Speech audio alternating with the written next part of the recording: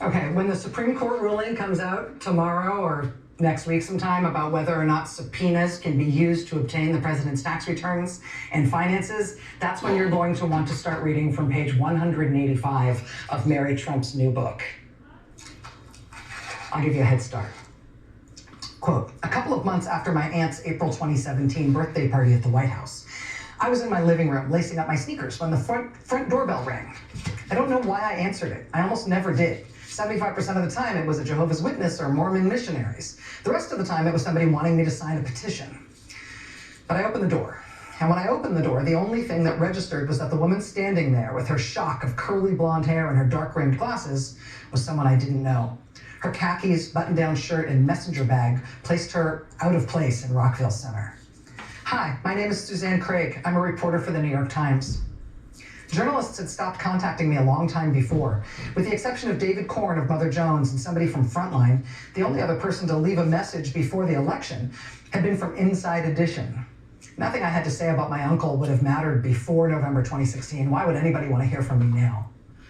The futility of it annoyed me. So I said, it is so not cool that you're showing up at my house. She said, I understand. I'm sorry. But we're working on a very important story about your family's finances, and we think you could really help us. I said, I can't talk to you. She said, at least take my card. If you change your mind, you can call me anytime. I said, I don't talk to reporters. But I took her card anyway. A few weeks later, I fractured the 5th metatarsal on my left foot. For the next 4 months, I was a prisoner in my own home, my foot elevated at all times as I sat on the couch. I received a letter from Suzanne Craig reiterating her belief that I had documents that could help rewrite the history of the President of the United States, as she put it. I ignored her letter, but she persisted. After a month of sitting on the couch, scrolling through Twitter with the news constantly on in the background, I watched in real time as Donald shredded norms, endangered alliances, and trod upon the vulnerable. The only thing about it that surprised me was the increasing number of people willing to enable him. As I watched our democracy disintegrating and people's lives unraveling because of my uncle's policies, I kept thinking about Suzanne Craig's letter. I found her business card, and I called her. I told her that I wanted to help, but I no longer had any documents relating to our lawsuit years before. She told me Jack Bernowski might still have them. Jack Bernowski is the lawyer that Mary and her brother had used when they sued over the terms of Trump's father's will. Jack Bernowski might still have them, Suzanne Craig told me. 10 days later, I was on my way to Jack Bernowski's office. The headquarters of his law firm were located in one of 2 oblong buildings sheathed in blue glass. Bitterly cold air pushed between them across the wide open space of the enormous parking lot. It's impossible to park anywhere near the entrance, so after I found a spot, it took me 10 minutes to get to the lobby on my crutches. I negotiated the escalator and the marble floors very carefully. By the time I arrived at my destination, I was tired and overheated. 30 banker's boxes lined the 2 walls and filled a bookshelf. The room's only other contents were a desk and a chair. Jack's secretary had kindly put out a pad of paper, a pen, and some paper clips. I dropped my bags, leaned my crutches against the wall, and half fell into the desk chair. None of the boxes was labeled. I had no idea where to start. It took about an hour to familiarize myself with the contents of the boxes and compile a list, which required wheeling around the room on my chair and lifting boxes onto the desk while standing on one leg. When Jack stopped by, I was flushed and soaking wet. He reminded me that I couldn't take any documents out of the room. He said, they belong to your brother too, and I need his permission. Which wasn't at all true. When he turned to leave, I called after him, Jack, wait a second. Can you remind me why we decided to settle the lawsuit? He said, well, you were getting concerned about the costs. As you know, we don't take cases on contingency. Although we knew they were lying to us, it was he said, she said.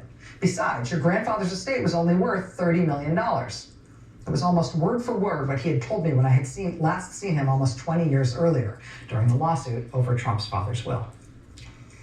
I told him, okay, thanks. I was holding in my hands documents that proved my grandfather's estate had actually been worth close to $1 billion. $1 billion when he died. I just didn't know it yet.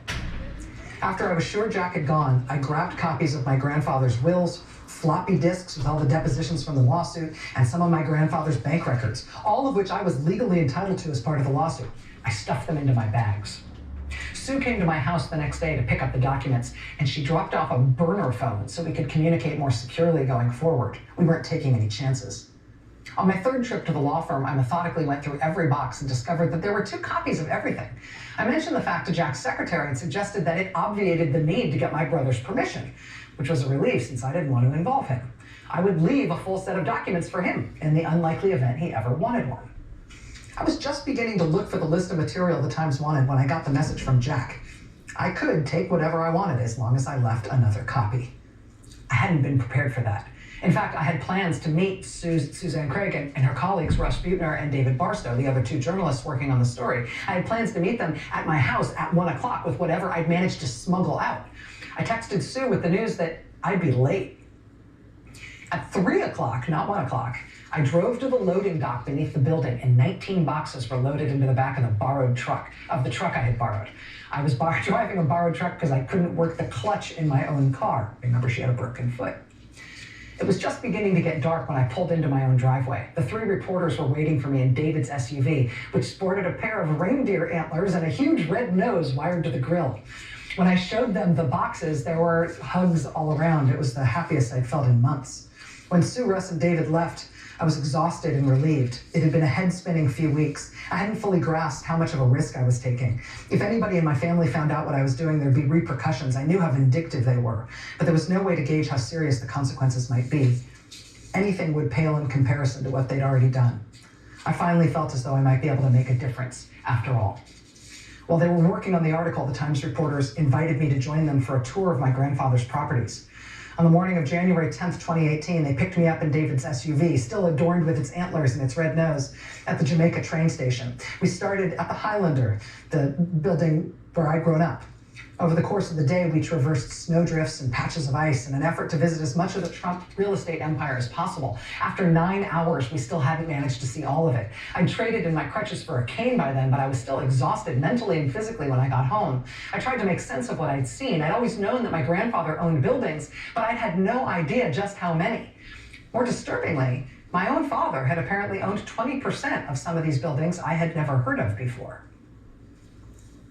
On October 2nd, 2018, the New York Times published an almost 14,000-word article, the longest in its history, revealing the long litany of potentially fraudulent and criminal activities that my grandfather, my aunts, and my uncles, including the president, had engaged in. Through the extraordinary reporting of the Times team, I learned more about my family's finances than I had ever known. Again, Mary Trump only believes she is able to publish this book and able to speak about it because she thinks the confidentiality agreement that she signed in settling that lawsuit with her family 20 years ago is null and void because that settlement was a fraud, because the family was materially misrepresenting the size of the estate in order to cheat her and her brother out of millions of dollars. It should also be noted that the president's finances, including his tax returns, are the subject of a Supreme Court case on which we could get a ruling as soon as tomorrow as to whether or not congressional investigators and New York State prosecutors can access that material and review it for ongoing investigations of the president. Suzanne Craig from the New York Times joins us live next.